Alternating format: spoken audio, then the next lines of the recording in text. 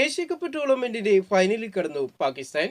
Super ഫോറിൽ നടന്ന നിർണായകമായ മത്സരത്തിൽ ബംഗ്ലാദേശിനെ 11 റൺസിന് തോൽപ്പിച്ചാണ് പാകിസ്ഥാൻ ഫൈനലിൽ കടന്നിരിക്കുന്നത്. ഇതോടെ ഞായറാഴ്ച നടക്കുന്ന ഫൈനൽ പോരാട്ടത്തിൽ ഇന്ത്യ പാക് പോരാട്ടമാണ് നടക്കുന്നത്.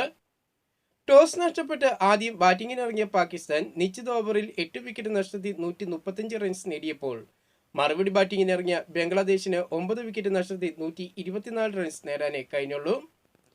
ബൗളിംഗിൽ പാകിസ്ഥാനെ വിറപ്പിച്ച ബംഗ്ലാദേശിനെ അതേ നാണയത്തിൽ തന്നെ തിരിച്ചടിച്ചാണ് പാകിസ്ഥാൻ മത്സരം തിരികെ പിടിച്ചത്.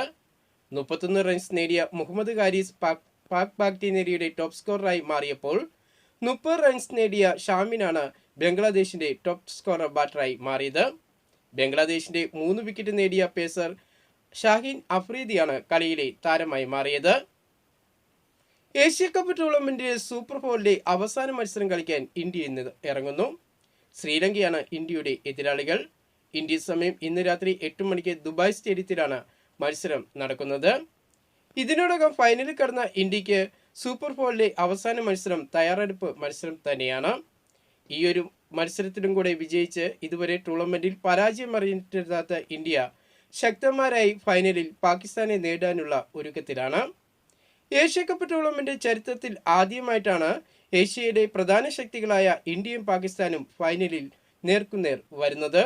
ഇതോടെ 41 വർഷത്തിന് ശേഷം ഏഷ്യ കപ്പ് ചരിത്രത്തിന്റെ ഫൈനലിൽ പുതുചരിത്രം കുറിക്കപ്പെടുകയാണ്.